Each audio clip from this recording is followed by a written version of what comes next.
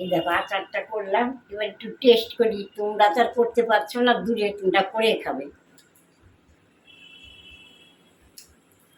খেয়ে দেখে করবে, খাবে, আমাকে জানাবে। গুড় আমের থেকেও এটা বেশি ভালো লাগবে।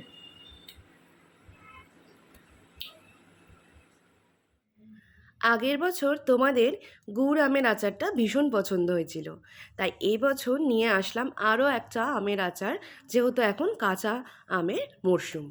আর এইটার নাম হলো ঝুরি আমের আচার। তবে এই আচারটা কিন্তু জেলি জেলি হিসাবেও খেতে পারো, ভাতের শেষ পাতে খেতে পারো, চাটনি হিসাবে, অথবা এমনি আচার হিসাবেও খেতে পারো, আবার পাউরুটির উপর জেলি হিসাবেও খেতে পারো। তাহলে এই আচারটা কিভাবে বানাবে দেখে নাও। আম কুড়িয়ে একরকম আচার দেখাবো, সেটা জেলির মতো। ইচ্ছে করলে সেটা তোমরা পাউরুটি বা রুটি দিয়ে খেতে পারবে। আর কি কি জিনিস দিচ্ছি সেটা দেখে নাও। এই আমদের কুড়িয়েছি, কুড়িয়ে এবার এর মধ্যে একটু নুন ফেলে দেবো।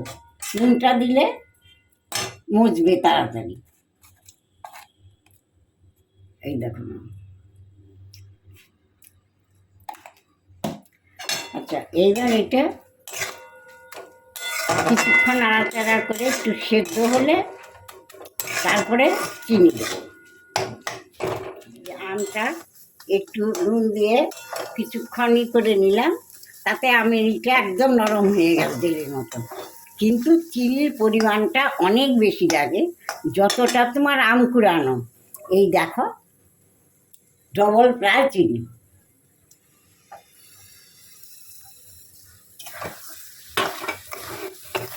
এবার ফুটতে থাকুক, তাহলে মিশবে।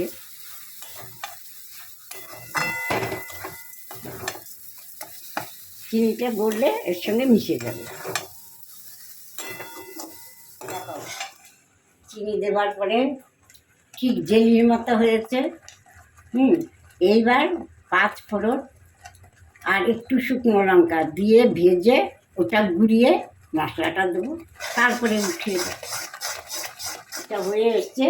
এবার এই 5 ফোড়ন আর একটা শুকনো লঙ্কা এর মধ্যে দিয়ে ভেজে গুঁড়িয়ে নিয়েছি। এবার মশলাটা মিশিয়ে দেবো।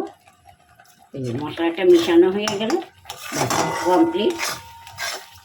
একটু ঠান্ডা হোক, তারপরে তোমরা পাউরুটি বা রুটির সঙ্গে যার সঙ্গে খুশি খেতে পারো।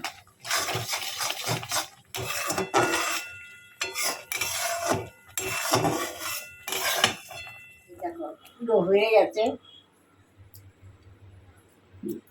এবার বাটিতে তুলছি, তারপরে তোমরা একটা কাচের জারে করে রেখে দিও।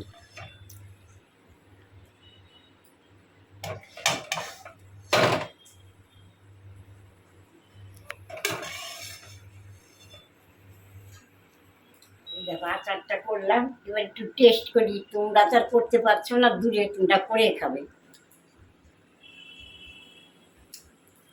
খেয়ে দেখে করবে, খাবে, আমাকে জানাবে। গুড় আমের থেকেও এটা বেশি ভালো লাগবে।